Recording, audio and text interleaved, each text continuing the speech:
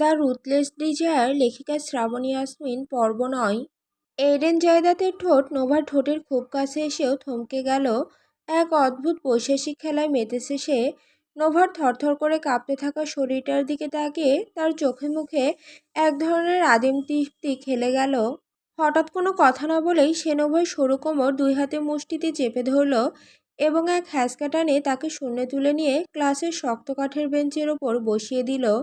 Nova যেন জ্যান্ত কোনো পাথর, নড়াচড়া করার ন্যূনতম শক্তিও সে হারিয়ে ফেলেছে। তার বুকের ভেতরটা দুমড়ে মুচড়ে কান্না আসছে, একদলা আর্তনাদ কণ্ঠনালীতে বিঁধে আছে যন্ত্রণার মতো। কিন্তু এই পাষাণ হৃদয়ের মানুষের সামনে সে টু শব্দটি করার সাহসও পাচ্ছে না। এডেন অতি ধীরলয়ে নোভার ঘাড়ের ওপর ছড়িয়ে থাকা অবিন্যস্ত স্বর্ণাভ রেশমি চুলগুলো একপাশে সরিয়ে দিল। তার তপ্ত নিঃশ্বাস নোভার ঘাড়ের কোমল ত্বকে আছড়ে পড়ছে। নোভা শিউরে উঠল যখন দেখল এডেন ধীরে ধীরে মুখ নামিয়ে তার নিরেট ঠোঁটজোড়া নোভার ঘাড়ের ওপর শক্ত করে চেপে ধরল। নোভার দুচোখ ফেটে এবার অবাধ্য অশ্রুর প্লাবন নামল।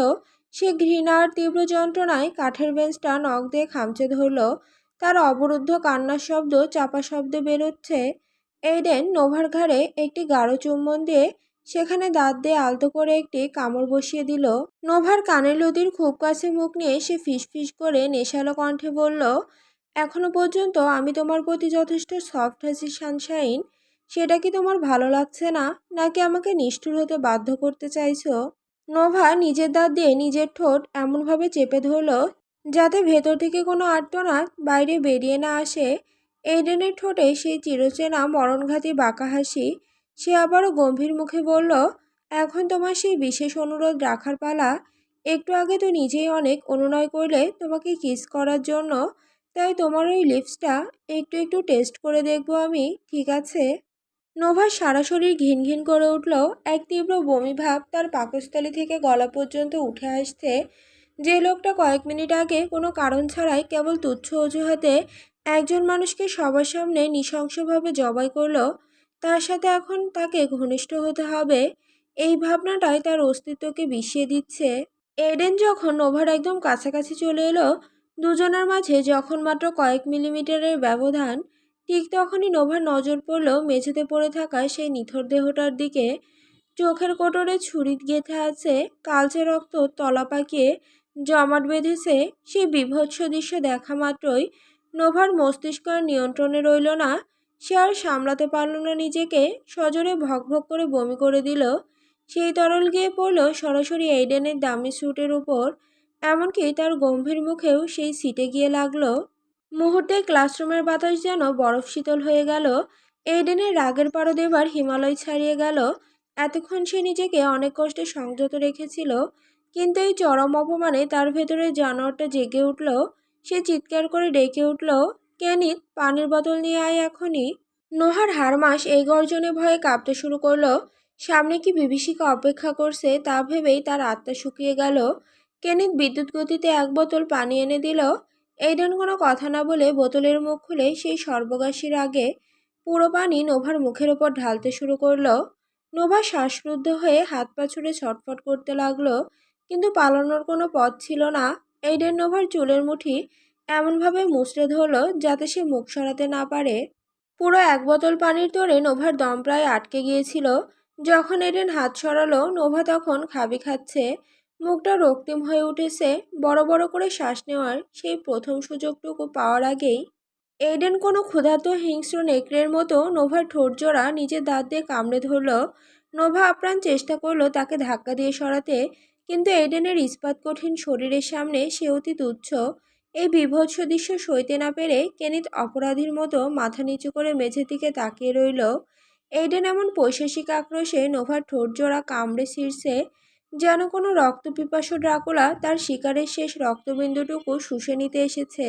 কয়েক মিনিট পর এডেন যখন তাকে ছাড়ল, নোভার ঠোঁট ফেটে গিয়ে তাজা রক্ত থুতনি বেয়ে টপ টপ করে গড়িয়ে পড়ছে। এডেনের নিজের ঠোঁটও সেই রক্তে রঞ্জিত হয়ে এক দানবীয় রূপ নিয়েছে। সে অতি নির্বিকার ভঙ্গিতে নিজের বুড়ো আঙুল দিয়ে নিজের ঠোঁট মুছে নিল। তারপর নোভার চোখের মনির গভীরে তাকিয়ে গম্ভীর স্বরে বলল, don't tempt me sunshine, or I won't be gentle. I will fucking ruin you every step of the way. বঙ্গানুবাদ, আমাকে প্রলুব্ধ করো না সানশাইন, নয়তো আমি আর একটু কোমল থাকবো না। আমি তোমাকে তোমার জীবনের প্রতিটি পদক্ষেপে তিলে তিলে ধ্বংস করে দেব। এডেন এক মুহূর্ত সেখানে আর দেরি করলো না। তার ভেতরে তখন আগ্নেয়গিরির লাভা ফুটছে। সে নোভার কবজি এমনভাবে চেপে ধরল যেন লোহার কোনো শিকল দিয়ে তাকে আষ্টে পিষ্টে বেঁধে ফেলেছে। সে নোভাকে টেনে হিঁচড়ে ক্লাসরুমের সেই বিভীষিকাময় পরিবেশ থেকে টেনে বের করতে লাগলো। আকাশের বুক চিরে আজ ঝুম বৃষ্টি নামছে, যেন প্রকৃতির চোখ দিয়ে আজ কোনো মহাপ্রলয়ের বিষাদ ঝরে পড়ছে। রাইলি ম্যানরের সামনের চত্বরটি আজ এক স্তব্ধ শোকের আঙিনায় পরিণত হয়েছে। ধূসর মেঘের নিচে অসংখ্য কালো ছাতার ভিড়, ঠিক যেন একদল শোকাতুর কাক নিঃশব্দে দাঁড়িয়ে আছে। রেইনকোট পরা মানুষগুলোর ভিড় ঠেলে একটি কালো রঙের গাড়ি ঠিক গেটের সামনে এসে থামলো। এডেনের সেই পৈশাসিক অধ্যায় থেকে কোনো মতে শরীরটাকে টেনে নিয়ে নোভা গাড়ি থেকে নামলো।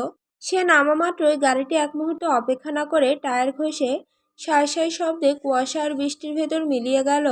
নোভা একা বিধ্বস্ত অবস্থায় দাঁড়িয়ে রইল। বৃষ্টির প্রতিটি ফোঁটা তার শরীরের কাটা ঘায়ে লবণের মতো বিঁধছে, তবুও তার সেদিকে ভ্রুক্ষেপ নেই। সে ভিজে জবজবে শরীরে বাড়ির ভেতরে প্রবেশ করলো। সামনের বাগানে এত মানুষের জমায়েত দেখে তার পায়ের গতি আপনি কমে এলো। বুকের ভেতরটা অজানা এক আশঙ্কায় দুরু দুরু কাঁপছে। ভিড় ঠেলে সে যখন সামনের দিকে এগিয়ে গেল, তখন এক নিদারুণ দৃশ্য তার চোখের মনে স্থির করে দিল। সাদা একটি ছাউনির নিচে রাখা আছে একটি কাঠের কফিন। তার পাশে দাঁড়িয়ে উচ্চস্বরে বিলাপ করে কেঁদে যাচ্ছে ভেনিসা আর লিলি। অদূরে দাঁড়িয়ে বৃদ্ধ অসবার্ট আর প্রিয় পরিচারিকারা নীরবে চোখের জল ফেলছে। নোভার পায়ের তলা থেকে যেন মাটি সরে গেল। তার সারা শরীর অবশ হয়ে আসছে। ভিজে শরীরে কাপড়ে লেগে থাকা কাদা আর বৃষ্টির জল নিয়ে সে কফিনটির সামনে গিয়ে দাঁড়ালো। ঝাপসা চোখে সে অসবাটের দিকে তাকালো। এক বুক আশা নিয়ে সে প্রশ্নহীন চোখে জানতে চাইল, এটা সত্যি নয় তো? কিন্তু অসবট অত্যন্ত বিষণ্ণভাবে মাথা নাড়ল। নোভা যেন এক পলকে পাথর হয়ে গেল।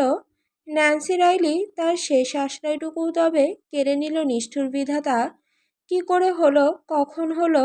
এই তো কদিন আগে যার হাত ধরে সে একটু নিরাপত্তার আশ্বাস পেয়েছিল, আজ সে চিরতরে স্তব্ধ হয়ে গেল। নোভা কাঁপা কাঁপা হাতে কফিনটা আঁকড়ে ধরল এবং হাঁটু ভেঙে ভেজা ঘাসের ওপর বসে পড়ল। তার চোখের জল বৃষ্টির অঝধারার সাথে মিশে একাকার হয়ে যাচ্ছে। তার ফেটে যাওয়া ঠোঁট দুটো অনবরত কাঁপছে, কিন্তু কোনো শব্দ বেরোচ্ছে না। নোভার মনে কেবল একটি হাহাকার প্রতিধ্বনিত হচ্ছে। কেন, কেন তার জীবনের প্রতিটি কাছের মানুষ এভাবেই ছায়ার মতো বিলীন হয়ে যায়? কেন কোনো ভালোবাসার মানুষ তার জীবনে স্থায়ী হয় না? জন্ম থেকেই কি সেই একাকিত্বের অভিশাপ নিয়ে এসেছে? কিছুক্ষণের মাঝে আনুষ্ঠানিকতা শেষে কফিনটি কবরের দিকে নিয়ে যাওয়ার প্রস্তুতি নেওয়া হলো।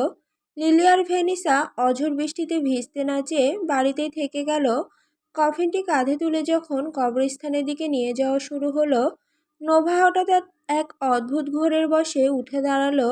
তার পায়ের স্যান্ডেল কোথায় ছিটকে পড়েছে তার খেয়াল নেই।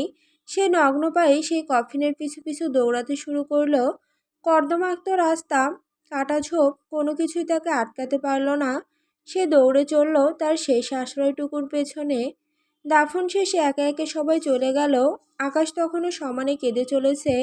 নোভা একাই বসে রইল সেই কাঁচা মাটির কবরের পাশে। চারপাশটা যখন একদম নির্জন হয়ে গেল, নোভা তখন কবরের ভেজা মাটি খামচে ধরে আকাশের দিকে মুখ করে গগনবিদারী চিৎকার দিয়ে কেঁদে উঠল। সেই কান্নায় মিশে আছে তার অতীত হারানো বেদনা, বর্তমানের লাঞ্ছনা আর ভবিষ্যতের অন্ধকার অনিশ্চয়তা। এই ঝুম বৃষ্টিতে একলা এক মেয়ে তার জীবনের সমস্ত রিক্ততা নিয়ে বিলাপ করে যাচ্ছে। ঠিক সেই মুহূর্তে অদূরের ঘন ঝোপের আড়াল থেকে একজোড়া গহীন রহস্যময় চোখ নোভার দিকে স্থির হয়ে রইল। সেই চোখের দৃষ্টিতে এক অদ্ভুত বিস্ময় আর দহন, যেন এই আর্তনাদ সেই পাষাণ হৃদয়ে কম্পন ধরিয়ে দিয়েছে। নোভার সেই হাহাকার মাখানো রূপ দেখে সেই নিভৃত পর্যবেক্ষকের মনে হলো, এই মেয়েটির চোখের নোনা জলেই বুঝি তার পুরো দুনিয়াটা আজ হেলে পড়েছে। তার মনে প্রশ্ন জাগল, কে এই মেয়ে?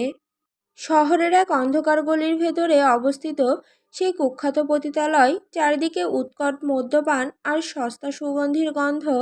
কিন্তু আজ সেই পঙ্কিল পরিবেশেও কালো পোশাকে আবৃত এক আগন্তুক সকলের দৃষ্টির কেন্দ্রবিন্দু হয়ে দাঁড়িয়েছে। লোকটির পরনে কুচকুচে কালো দীর্ঘকোট, মুখমণ্ডল ছায়ার আড়ালে ঢাকা থাকলেও তার সুগঠিত দেহ আর বলিষ্ঠ গড়ন যেন এক আদিম পুরুষত্বের জানান দিচ্ছে। সেখানে থাকা রমণীরা আর চোখে তার দিকে তাকাচ্ছে। এমন পেশিবহুল এবং রাজকীয় দেহ যে কোনো নারীর মনে একাধারে ভয় এবং কামনার উদ্রেক করার জন্য যথেষ্ট। লোকটি নিষ্প্রিয় চোখে একে একে অনেক রমণীকে দেখল। তারা প্রত্যেকে নিজেদের ডালি সাজিয়ে তার দৃষ্টি আকর্ষণের চেষ্টা করছিল। অবশেষে সে সবার মাঝ থেকে সবচেয়ে কম বয়সী এবং মায়াবী চেহারার মেয়েটিকে বেছে নিল। মোটা অঙ্কের টাকার বিনিময়ে তাকে এক রাতের জন্য কিনে নিল সে। দালালদের হাতে দ্বিগুণ টাকা গুঁজে দিয়ে লোকটি মেয়েটিকে নিয়ে সেই নোংরা গলি ছেড়ে শহরের সবচেয়ে দামি এক 5 স্টার হোটেলের বিলাসবহুল সুইটে নিয়ে এলো। রুমে প্রবেশ করতেই মেয়েটি বিস্ময়ে বিমূঢ় হয়ে গেল। এমন রাজকীয় কারুকাজ আর বিলাসিতা সে আগে কখনো দেখেনি। সে ভাবল আজ হয়তো কোনো সৌভাগ্যের দুয়ার খুলেছে। নিজেকে আরো আকর্ষণীয় করে তোলার নেশায় মেয়েটি তড়িঘড়ি করে নিজের পোশাক বিসর্জন দিল। নগ্ন শরীরে বিছানায় আধশোয়া হয়ে বসে সে নিজের অতিরঞ্জিত শারীরিক বিভঙ্গ দেখিয়ে লোকটিকে প্রলুব্ধ করার আপ্রাণ চেষ্টা করতে লাগলো। কিন্তু লোকটির মাঝে কোনো চঞ্চলতা নেই। সে নিজেকে উন্মুক্ত করল না, বরং ধীর পায়ে মেয়েটির কাছে এগিয়ে এলো। বিছানার পাশে বসে মেয়েটির কানের একদম কাছে মুখ নিয়ে অত্যন্ত শীতল ও ভারেকি কণ্ঠে ফিসফিস করে বলল, I don't like soft thing darling, let's try something different. Okay sexy lady. মেয়েটি সেই গম্ভীর আর মাদকতাময় গলার স্বরে যেন সম্মোহিত হয়ে গেল। কোনো কিছু বিচার না করে এক অদ্ভুত ভোরের বসে সে মাথা নেড়ে সায় দিল। লোকটি মুহূর্তের মধ্যে মেয়েটির 2 হাত আর 2 পা বিছানার 4 কোণার সাথে শক্ত করে বেঁধে ফেলল। মেয়েটি এবার কিছুটা ঘাবড়ে গেল। অস্ফুট স্বরে জিজ্ঞেস করল, কি কি করতে চাচ্ছ তুমি? লোকটি কোনো উত্তর দিল না। সে ঝটপট একদলা কাপড় মেয়েটির মুখে গুজে দিল যাতে কোনো গোঙানি বাইরে না আসতে পারে। এরপর বিছানার উপর ঝুঁকে পড়ে হিসিয়ে বলল, জাস্ট ওয়াশ মি লেডি। এই বলেই সে মেয়েটির উন্মুক্ত পায়ের সামনে গিয়ে দাঁড়ালো। তার পকেট থেকে ধীরলয়ে বেরিয়ে এলো এক শানিত চকচকে ছোট ছুরি। সিলিংয়ের আলোর প্রতিফলনে ছুরির ফলাটা ঝিলিক দিয়ে উঠল। লোকটি পৈশাসিক এক তৃপ্তি নিয়ে ছুরির ডগা মেয়েটির পায়ের পাতায় ছুঁয়ে মৃদুস্বরে গেয়ে উঠল, let's play twinkle twinkle little star.